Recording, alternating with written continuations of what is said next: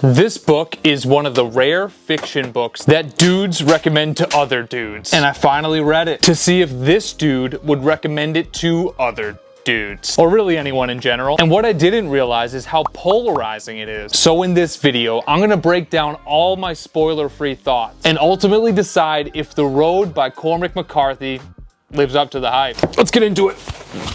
The Road by Cormac McCarthy is a post-apocalyptic literary novel that follows a father and his young son as they journey through a desolate post-apocalyptic landscape. The world has been devastated by some sort of catastrophic environmental event, leaving behind a gray, ash-covered wasteland where survival is a daily struggle. Hey, I feel you guys. Have you seen the prices of eggs lately?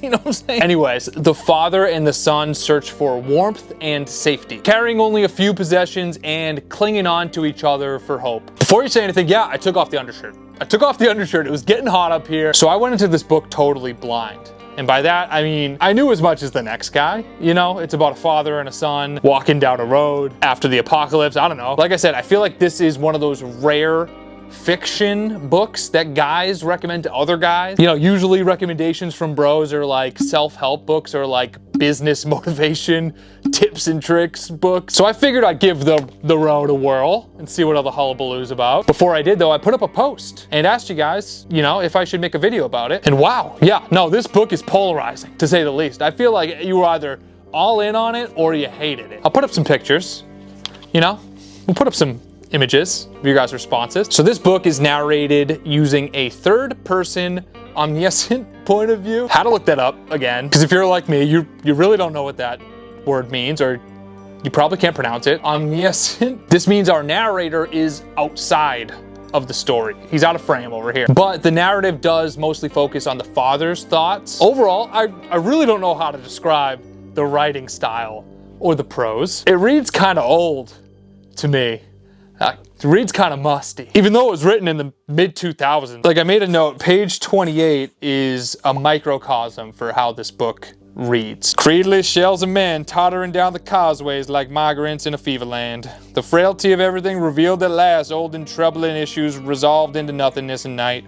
The last instance of a thing takes the class with it, turns out the lighting is gone. Look around you, ever is a long time, but the boy knew what he knew, that ever is no time at all. What? I mean, I think I know what he's saying, but what? I feel like there must be an easier way to say that, Cormac Daddy. Cormac McClung. 281-330-8004. Hit Cormac Jones on the low, cause Cormac Jones about to blow. Anyway, so Cormac McCarthy just doesn't use quotations when characters talk, or apostrophes. Cormac just said grammar. Grammar's for dweebs. There's no chapters either. Just ellipses. Yeah, no chapters, but I feel like that's intentional. Honestly, I feel like that was a function of the intent. It feels like the survival is non-stop. You know, you don't get a break with the chapter, it just keeps going. Just like this dad and son have to keep going in this desolate world. There's no breaks in their survival. So I see what you're doing, Cormac. I see what you're doing. You think you're sly with it, but I get it. I get the no chapters thing. I mean, obviously this book's concept is interesting, but it's slow paced. It's really slow paced. Like, you physically can't read it fast with how it's written. It almost forces you to match the pace, like, of this gritty, bleak, slow churning survival story with the way it's written. I don't really know how to describe it. It's like indescribable. This does feel like how I thought all books were written like before I got into reading last year, and like what people who don't read books think reading is like. You know what I mean? It's like kind of cumbersome.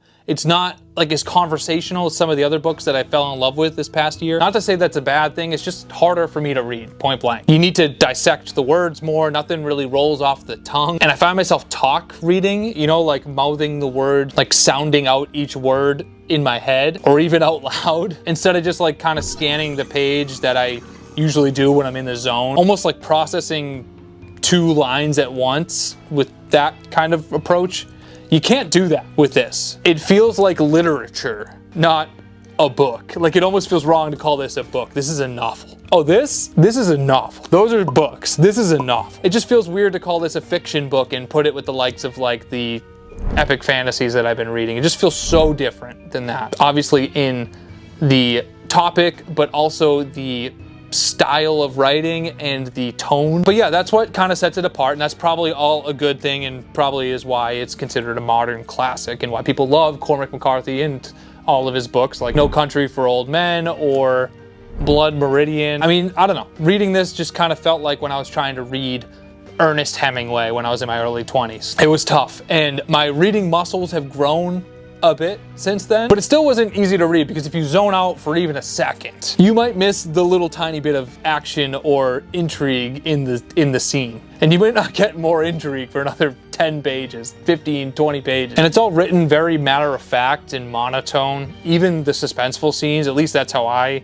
read it. But I would recommend committing to a reading session of at least 30 minutes, and you'll find like kind of somewhat of a groove if you read for that long, because if you read for like 10 minutes at a time, you're just looking at words on the page, kind of confused. Yeah, this just isn't like the ultra fast page turner like some of these epic fantasies that I've read this year are, and that's okay. It's just an observation, just like me dissecting the writing style a little bit, trying to be like an actual booktuber. I don't know, I'm doing my best. But I'll tell you, the audiobook is a snoozer. I was almost asleep at the wheel listening to that audiobook in my car. I thought I turned on Headspace by accident. It felt like the audiobook your grandparent would listen to when you were in the back seat of the car driving to your soccer game. So the setting of the world is very cold. Ooh. It reminds me of the movie The Grey a little. I haven't seen that in like a decade, but just like the survival aspect and the coldness and the grayness and the pace and the general tone is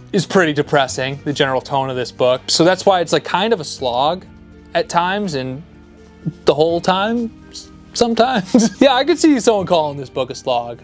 Not me. No, I wouldn't call it a slog, but I could see someone else calling it a slog for sure. There's some glimmers of thrill sprinkled in. I don't know, every like 30 to 70 pages. And by thrill, I mean absolutely anything aside from them being just like freezing cold, walking down a road, foraging for food. So about halfway through, I still didn't understand the hype. I saw some comments saying like, oh, like I didn't like it until I was halfway through, then it really clicked for me. So I could see people DNFing this before they got halfway through. Not me though, I wouldn't. I could see someone doing it though.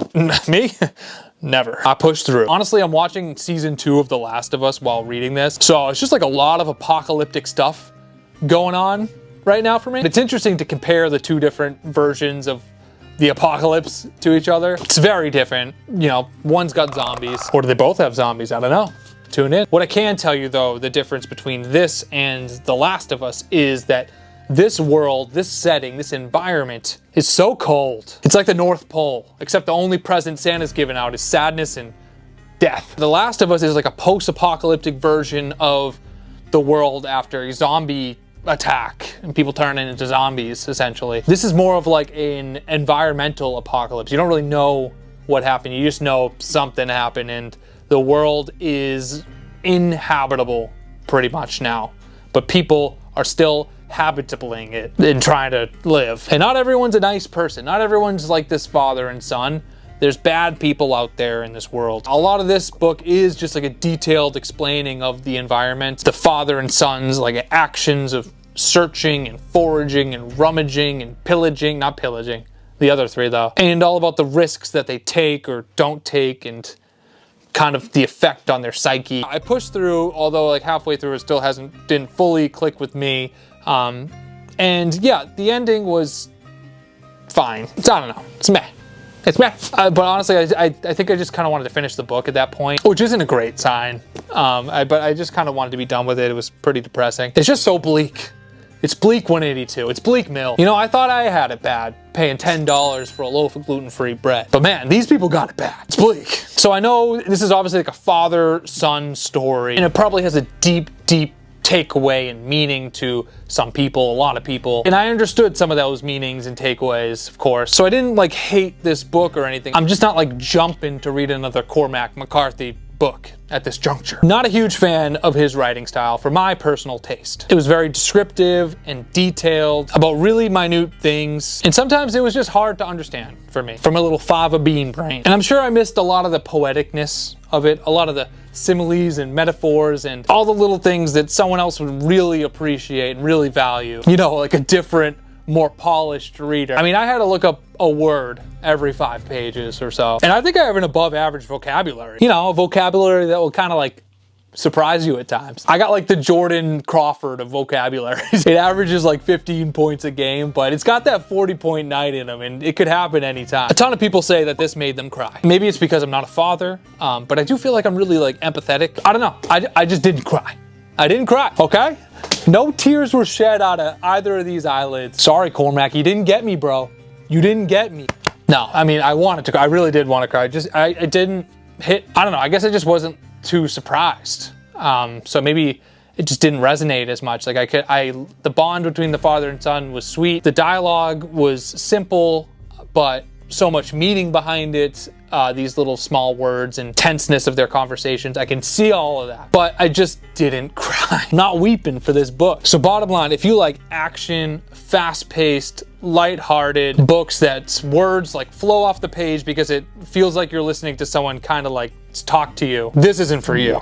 No. This book feels like it could be required reading at high school. Wait, is it? Oh, apparently it kind of is. Yeah, well, that makes sense. Yeah, it's just like written in a way that's very different than the Brandon Sandersons, the Pierce Browns, the Fonda Lees, the Emma Wong, the Andy Weirs, the Blake Crouches that I personally love to read. You really have to think about what's on the page. It slows you down, and it's difficult to get into a reading flow because of it. In my opinion, I'm not saying my opinion's correct. Again, I could feel totally different about this in the future. This is just my opinion at this point in my life. I've even heard people say they didn't like it the first time they read it, and the second time they read it, they did like it. But if you follow my page, you generally know what kind of books that I like to read, and you know that I do like to try different genres and different authors, and I'm still figuring out my taste. You know, it's only been like 16, 17 months of me being an avid reader. You know, I read a book maybe every 2-3 weeks, and all of these preferences that I have right now could all evolve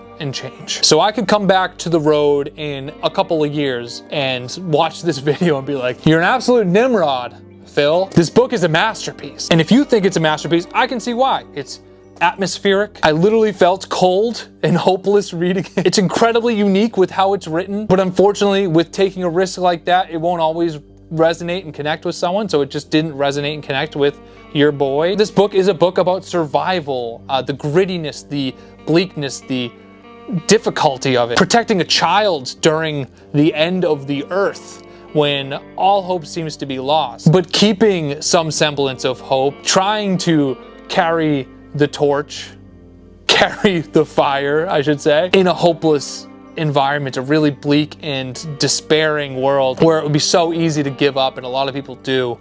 To not give up is hard. And this book just really encapsulates that. I'm sure that, you know, there's a lot to learn and a lot to study from these words and these pages, I'm sure. But did I enjoy reading it? Kinda. Yeah, no, yeah, kinda. I do feel like I've been kind of bashing it in this video, and I don't mean to do that. I'm just kind of critiquing it, I guess. I mean, it was super depressing. Yeah, no, I mean, it was really depressing to read, so that wasn't fun, really. So I don't know if I enjoyed it. I didn't like not look forward to reading it every night. I actually would want to read it before bed every night. Would I read it again? Yeah, maybe. I mean, not for a while though. Do I love the writing style?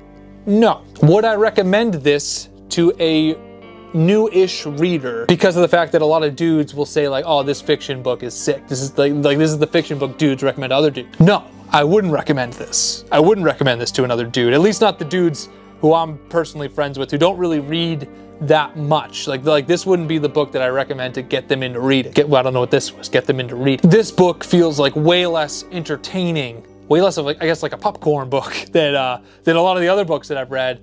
That also have a lot of meaning and deepness and sadness and joy and all this other stuff. So like not to belittle the other books I'm reading and call myself an idiot. I just think that this is so different and such a different tone and different vibe and different writing style that I wouldn't recommend it to myself 16 months ago. I don't think I was in a position to enjoy this book, and obviously right now I'm not either. Maybe I never will. I don't know. Again, I shouldn't say enjoy. I did like reading it. I just didn't have that much fun because it is the most depressing book you'll probably ever read in your life. It's kind of confusing, it's kind of poetic, it's kind of slow, and it's super depressing. So I would not recommend it to someone who wants to get into reading but hasn't found the right book. Because it doesn't have to be like that, you can have a book that is entertaining and action-packed and a lot of fun and funny and all these things. And you know, that sounds really dumb and obvious to say, but it took me 30 years to realize that. So if you want to find fun books of all different genres, but mainly fantasy, I'm realizing, feel free to subscribe to Phil Got Books.